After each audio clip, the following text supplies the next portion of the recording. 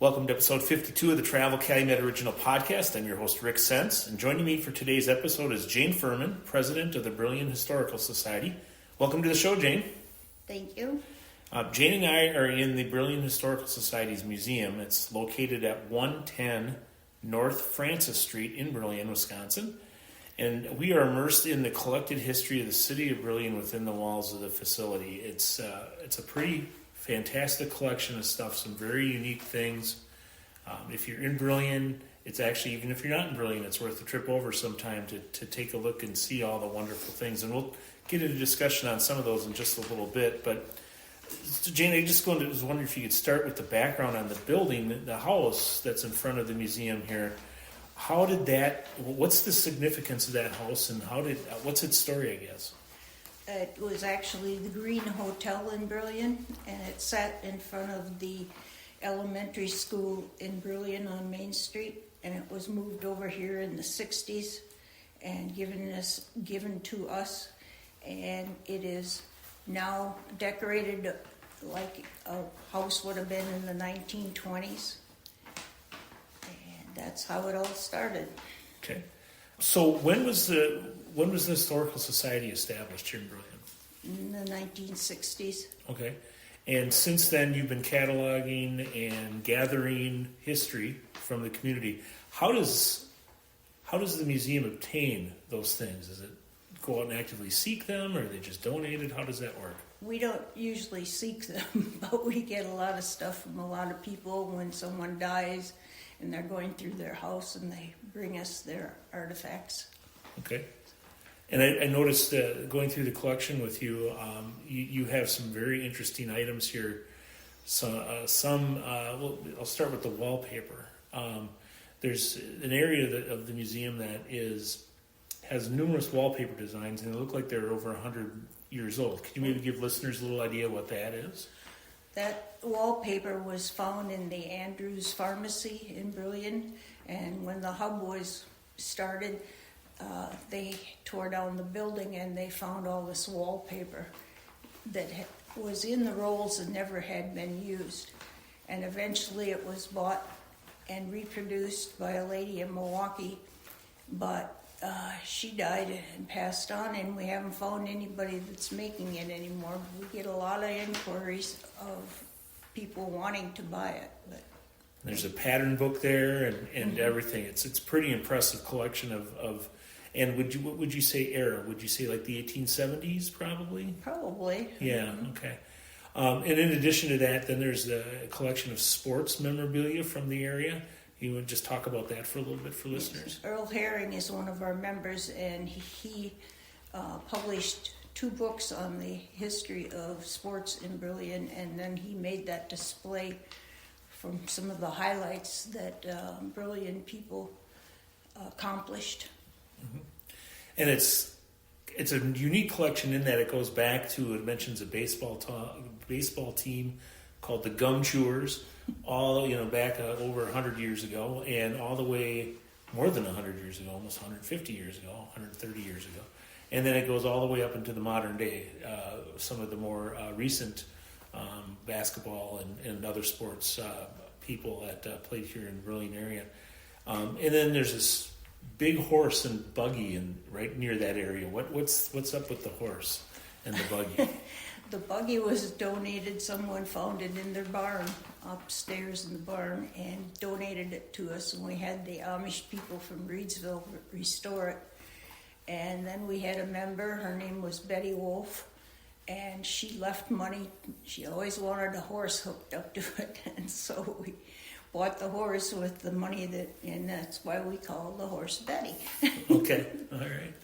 And there's a couple of other businesses that have come and gone in Brillion over the years that are more immortalized here. There's a pipe collection.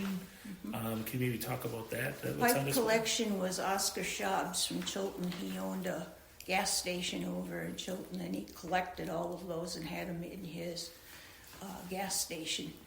And his son, since they started out in Brillion, gave us the whole collection to keep in the museum, and it's quite a collection. It is. It's an impressive collection, and it's all styles and types.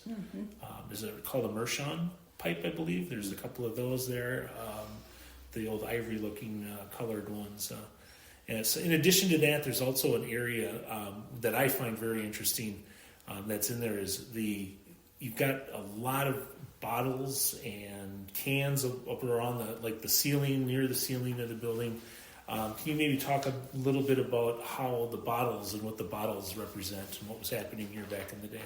Well, years ago, Bart's had a bottling company in Brillion, and then it was bought out by Julius Stahula, and it was called the Brillion Bottling Company, and they made soda. And we have some of the original bottles and the crates from that era. Okay. And now you have a connection to some of the things here in the museum. You were telling me when you were taking a tour that there's some things that are from your family in the museum. Can you maybe tell listeners a little bit about that? My dad had a dairy in the basement of our house, and it must have been like in the end of the 1930s into the 40s, and he was a milkman. He walked around and gave everybody milk, and there's bottles from him and from some of the Chilton bottling, dairy bottling, and that's about it, I guess. His name was Larry Pagel, and so it was the Pagel's Dairy. The museum is open. What hours does the museum maintain on a regular basis? We are open in the summertime on the second Saturday of every month, so it would be June, July, and August, and we're open from 9 until noon. But if anybody wants to come and see it, all you have to do is call the number that's on our website, and we will arrange to have someone come and take you through. What would they see that would surprise them, do you think? Well, we have the grade school kids come through. They were just here. We had 75 first grade students that came through, and they're astonished at a lot of the things in the house. We have a ice box over there, and we have a wood stove and a crank telephone and all kinds of things that they have never seen before, and they really enjoy it. So there's lots of stuff in the museum from the Brillion history. And there's a really neat diorama of the lime kilns, or what the lime kiln looked like back in the day here. Could you maybe talk listeners through that a little bit? Mm-hmm. The Zorn family were members of our society, and they have long passed away. But they built the entire lime kiln, what it looked like, and when it was in use. And it's pretty cool. It is. It's very, very extensive. And then there's the area there that's interesting too in the museum is focusing on the Brillion Ironworks. It's an organization, a company that was here, a foundry, for many, many years, and they were at one point the world's largest producer of pulverizers and farm implement. Can you talk about the collection that you have from Brillion Ironworks and some of the things that you have here? Yes, there were a lot of things that were made out of the iron that they gave to their customers. And so we have candlesticks and a little black dog and a frying pan and some of those things here. We also have pictures of Butch Peters. He was the original owner after the Aaronses lost it during the Depression. And we have all kinds of little tidbits in there. And it's kind of ironic. We're very close to the property that Brillion Ironworks' footprint. You've got the Historical Society that's passionately collected and cataloged the history of the community and its institutions here for many years. And you've had many enterprises come and go, and we've kind of mentioned some of them already this morning. But being so close to the Ironworks facility, you got to be excited about the recent Environmental Protection Agency grant of $2 million to the old Ironworks site and where that might lead. And what do you think the future opportunities for the area are? Well, what I understand is they're going to be putting up condos so that people can live there. They're going to make a park next to the park. So it'll be right next to it, and you can walk through both of them. And right now, we already have a daycare center, and the Bell and Health building is on Highway 10, which is part of the Ironworks property. So it's a completely changed footprint from the day, Everything has been torn down except for the offices, and right now the offices are being used by the Aaron's Company. Okay. And speaking of the Aaron's Company, you're actually located right across the street from the Aaron's Company's museum. Yes. So if you're really looking for a treat and you want to go back in time for a day, Brillion's is a great location. You got two high quality museums right across the street from each other that you could spend easily a good afternoon, even longer probably. And when you have things that you have in your collection, I noticed you have some things that are from the Aaron's Company. But do you refer people across the street then to see more of Aaron's stuff as opposed to, When they're open, we're usually open, and we have Brillion Fest coming up the week of June 14th, and they will be open and we will be open that Saturday. Okay, great. People, if they want to learn more, they can go out to the website and learn more about the organization that way. Okay. And is there an admission charge at all for seeing the museum? No, we just ask for donations if you care to. Okay. And do you have any books or anything that you have for sale as well? Yes, we do. We have the last 100 years of Brillion that was published probably about 10 years ago. And we have the fireman one that was published at the same time. Okay. So we have things for sale. Okay, great. Okay. What would you say to someone who's thinking, well, I don't know, should I go to the museum or shouldn't? What would you say to try to push them into the direction of coming to the museum? We'd love to have you.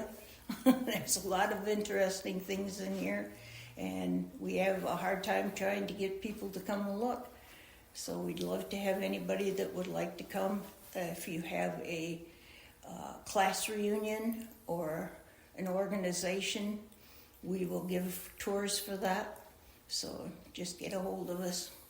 It's certainly worth the time, and if you have the opportunity to tour, I'd highly encourage you to take it. It's a fabulous collection, especially for a city the size of Brillion. It's a pretty high bar that they've set here at the museum. So I would encourage you to come on out to Calumet County and Brillion to see that. Well, Jane, thank you so much for being my guest today on the Travel Calumet Original Podcast. It's always great to hear about all the work that you guys are doing and that you're sharing with the community, so thank you for that. And listeners, thanks for tuning in to episode number 52, and please make sure you check out the other 51 episodes of the Travel Calumet Original Podcast. You can do that by clicking on the microphone on the homepage of travelcalumet.com. And if you like what you heard today or on previous episodes, please help us spread the word by inviting a couple of friends to listen to the Travel Calumet Original Podcast as well. Help us share the news of all the great things to see here in Calumet County, like the Brillion Historical Society's Museum in Brillion. Thank you for listening, and until next time.